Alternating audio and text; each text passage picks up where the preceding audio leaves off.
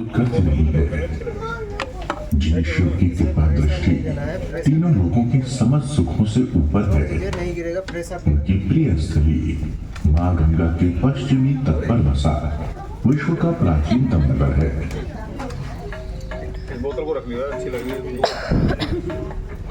जो सुबह के सूर्य की लालिमा से स्वर्णिम छवि बिखेरता और संध्या की विश्व प्रसिद्ध गंगा आरती की झंकार से अलंकृत होता है। काशी नगरी का महात्म्य अनुपम व अलौकिक है।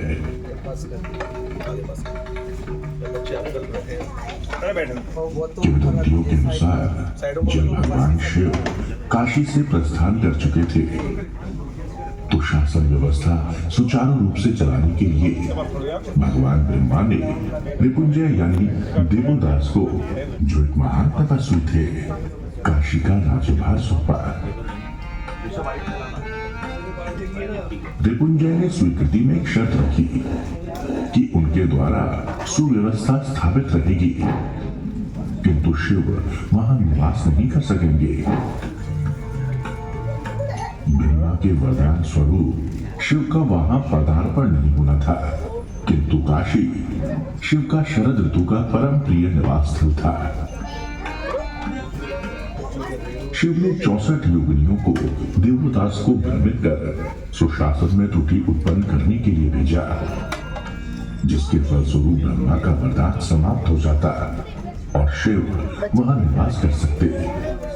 किंतु वहां की अनुपम व्यवस्था से प्रभावित योगिनियों ने वहीं अपना डेरा जमाकर शिव के आदेश को नजरअंदाज कर दिया। शिव ने सूर्यदेव को यह कार्य करने भेजा, किंतु सूर्यदेव भी देवदास के सुशासन से प्रभावित होकर गंगा स्नान करके पश्चिम में अस्त हो गए। इसके पश्चात शिव ने अपने गणों को भेजा। चाय पिला दोगे फिर मैं बात। गण महाद्वारपाल बन शिव के आने का इंतजार करने लगे, किंतु शासन में त्रुटि उत्पन्न नहीं कर सके। अंततः विष्णु भगवान स्वयं काशी आए और उन्होंने देवदास को मुक्ति देकर शिवधाम में निवास करने का वरदान दिया और शिव के लिए काशी का द्वार खोलने में सफल रहे। ऐसी मान्यता है कि इस प्रकरण में कई देवी देवता काशी आए और काशी को अपना निवास स्थान बना लिया। इसलिए काशी में हम समस्त तीर्थों जैसे अयोध्या, मथुरा, बद्रीनाथ जैसी जगहों की झलक भी देख पाते हैं। सनातन संस्कृति के तीर्थों में श्रेष्ठ 12 ज्योतिर्लिंगों में प्रमुख श्री काशी विश्वनाथ मंदिर विध्वंस एवं पुनः निर्माण की कई ऐतिहासिक घटनाओं से गुजरा है। कई मुगल आक्रांताओं द्वारा इसे अनेक बार ध्वस्त किया गया। 1194 में कुतुबुद्दीन ऐबक ने काशी पर आक्रमण किया और मंदिर को ध्वस्त कर दिया, जिसे हिंदू व्यापारियों ने मिलकर 1296 में पुनः बनवाया। 15वीं शताब्दी में एक बार फिर ध्वस्त होने के पश्चात 16वीं शताब्दी में इसका पुनः निर्माण हुआ। इसके बाद 1669 में औरंगजेब ने काशी आक्रमण के दौरान मंदिर को तोड़कर उसके स्थान पर एक मस्जिद का निर्माण कराया।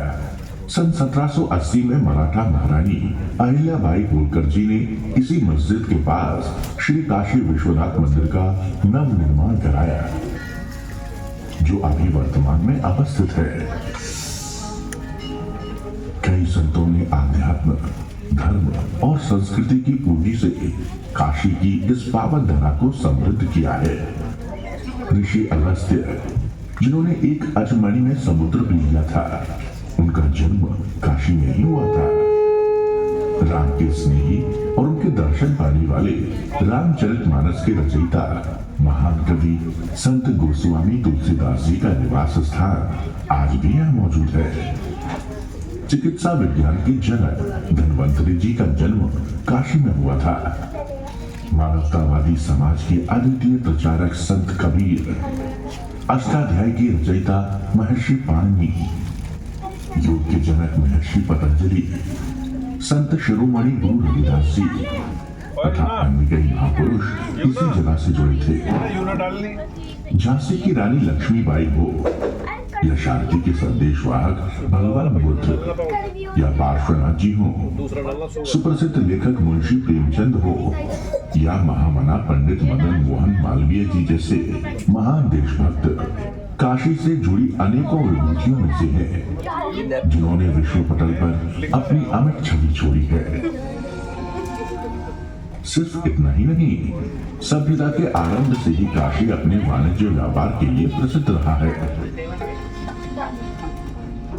विशेष रूप से काशी हस्तशिल्प का एक प्रमुख केंद्र रहा है और यहाँ की बनारसी साड़ी, मीनाकारी, लकड़ी की बेहतरीन नक्काशी और यहाँ के कालीन विश्व विख्यात है।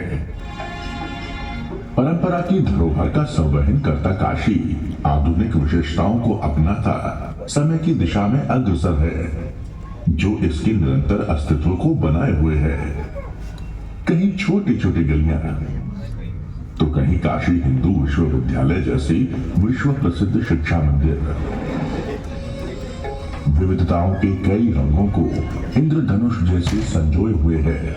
सुबह की लालिमा से प्रकाशित, शाम की गंगा आरती से उज्ज्वलित, छोटे नुक्कड़ के व्यंजनों की खुशबू से भरा या पान की पिचकारियों से रंगा काशी देश विदेश के पर्यटकों का आकर्षण केंद्र बना हुआ है। विकास और आध्यात्म का केंद्र काशी निश्चय ही आदि से अनंत की यात्रा है।